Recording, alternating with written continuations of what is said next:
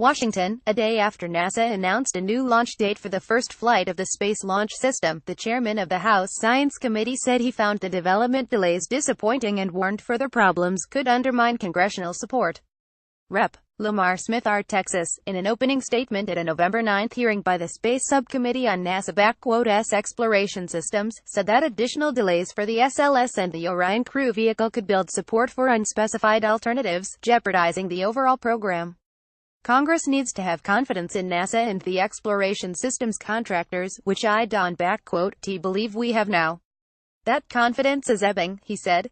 If it slips much further, NASA and its contractors will have a hard time regaining their credibility.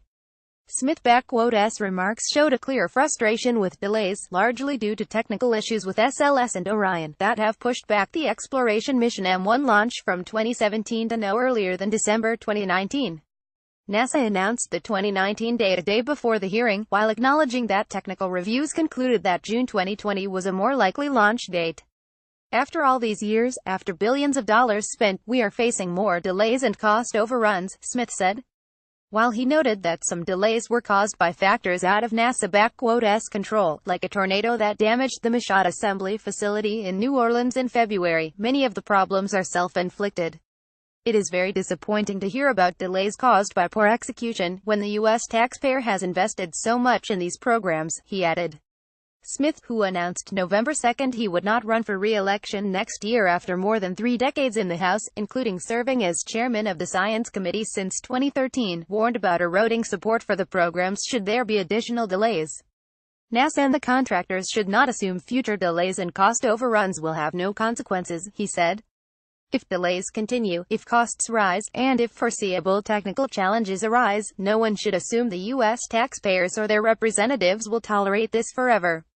The more setbacks SLS and Orion face, the more support builds for other options, he said, not elaborating on what those options would be. Smith's comments represent one of the strongest rebukes to date by a leading member of Congress regarding progress on SLS and Orion. Other members of the committee expressed few, if any, reservations about the programs at the hearing despite the latest delay. We must launch the Space Launch System in order to push beyond low Earth orbit, said Rep. Brian Babin, R. Texas, chairman of the Space Subcommittee, in his opening remarks.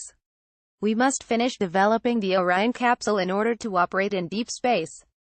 Babin noted the delays but also highlighted the significant progress the overall exploration program has made.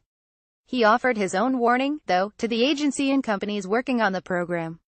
NASA and the contractors have to execute. Failure to do so could have dire consequences for the program, and there will be no one else to blame, he said.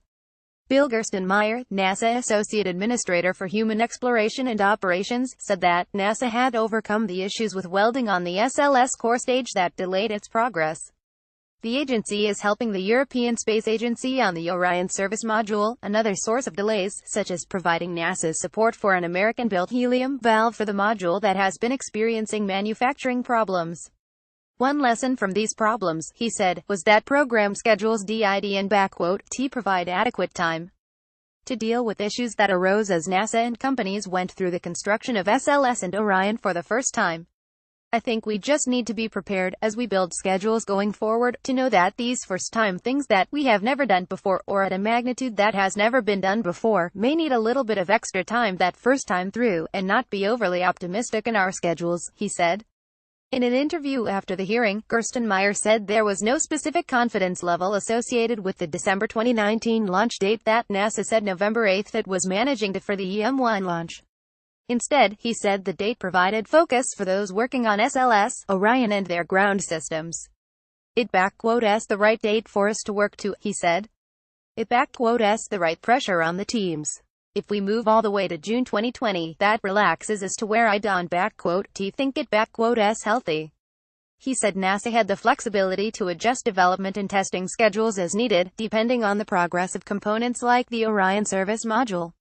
It a good target, he said. We all move as we need to. Gerstenmaier, in his testimony, emphasized the progress the agency had achieved, including hardware built for the various components. The amount of work completed to date for the deep space exploration systems is large, he said.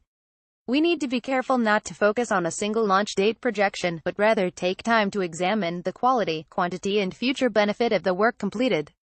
This story was provided by Space News, dedicated to covering all aspects of the space industry.